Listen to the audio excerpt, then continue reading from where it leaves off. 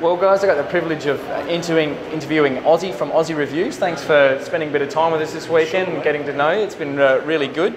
How did you get into the shooting community and the sport? Well, mate, it wasn't really much of a community as such. I was about 6 years of age when I was kicking around and started off, and I had an air rifle and I had a 22, and then it wasn't long after that I had the Ruger 1022. Yep. Most people know I've got a real affection with the Ruger 1022, and that's why when 96 or after that, when the restrictions happened, it sort of left a bit of a void in me. You know, I can understand that. Yeah, like a lot of people who at that time had you know, lost a semi-auto. You know, especially with something like that, it was more the nostalgic value of it because I had it as a kid and grew up. So, but look, that's sort of going off on another tangent. Really, to go back to the original question, that's how I started off, just kicking around when I was younger, using Dad's air rifle, and like most of us, putting up a can and just trying our accuracy and things like that.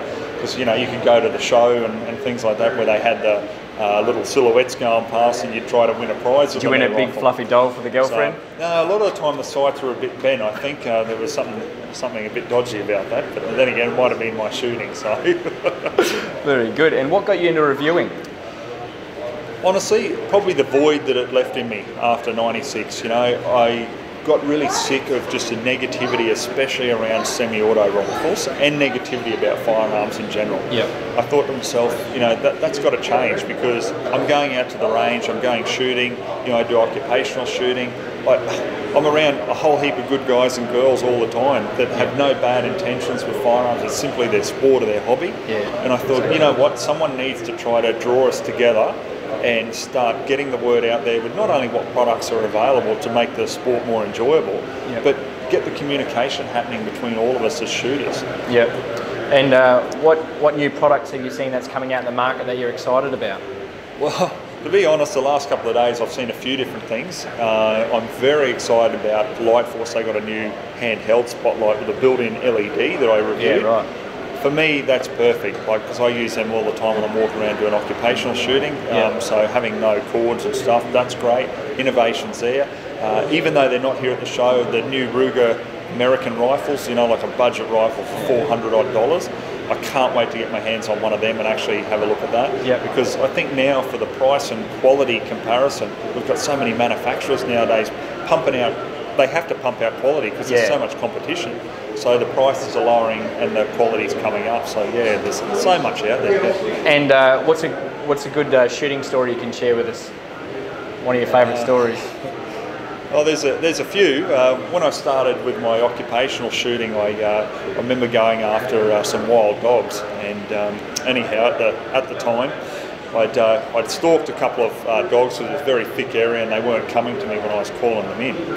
Anyhow, after, I don't know, a couple of hours of stalking and picking up the different traces of them, I'm walking down this hill, and anyhow, I had my rifle at the time, and at that time I only had a bolt-action rifle because I was just kicking off with it. I was still going through the process of the semi-autos. And anyhow, as I was walking down, and you know, you sort of get a bit blasé with things, all of a sudden I've come down the bottom of the hill, and I've just got this whiff of a bit of dog poo, and I'm thinking, I'm real close here, and all of a sudden, out of the bushes, up come this dog, and he's come running at me, because the problem with a lot of wild dogs is they're crossbreeds. So when they're like that, they are aggressive and they will run at you. I remember he was running at me, and you know, when things sort of like the Matrix film go all sort of slow, and you're thinking, hang on, I've got to do something, and I remember shooting the dog, and I got him. And anyhow, I think my heart stopped for a few beats there, and thankfully once the shot ran out, a couple others had scattered. But you know, it sort of gave me a bit of a you know, insight to, there is definitely need for semi-autos when you're doing that sort of work. Definitely. And really, in my personal viewpoint, really semi-autos are perfect for hunting situations where people are going out and doing that on a recreational level. A lot of levels are actually safer. So. And we got a lot of new viewers. What's some good advice you could give for new viewers for probably buying a product, but also just to safety and to getting into the sport? Look, you know, most guys know now, like if you look online, there's just so much information. Like, you know, what you guys are doing is great. Like, it's bringing people into the sport, because a lot of the time people are saying, oh, I want to try shooting. How do I go about it? There's no one out there to sort of introduce me. And so, you know, you guys are really fulfilling that market, which is great. product-wise, what to look for, once again, go online, have a look at the different products and the reviews, and that was the other reason why I started the channel, to try to give a bit of an independent viewpoint. Well, you're the only one in Australia really that do it very consistently. We're doing it probably long. So, you know, jump online, do your research, have a look. Also, like, you know, I say forums, but I use that sort of term loosely because some people do go on there and like to just start a bit of trouble with their viewpoints. But, you know, have a look, do your history with warranties on things, and speak to other shooters, like at the range. You know, there might be someone at the range who's got, like, you know, a particular rifle that you've got your eye on. And as we all know, shooters are pretty approachable.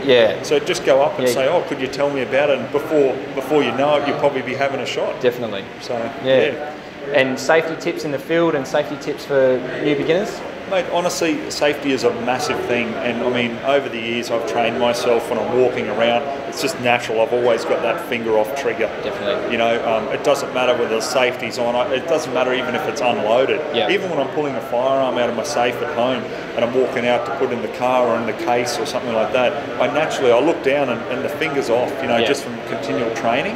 So training is a big thing, and a lot of people sort of look at training and think, oh, you know, that's a bit sort of dicky. I don't need to know that, or I already know that. You can never know enough. I mean, even the years that I've been shooting, I could still go to some sort of safety class and still pick up some tips. And that's the best thing, especially us guys.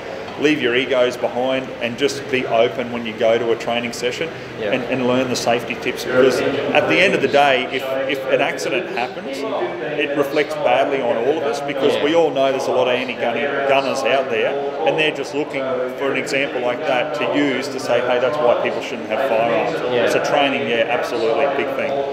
Excellent. Well, thank you very much for having a chinwag with us again, and we'll hope catch you again next year. Absolutely. Thanks.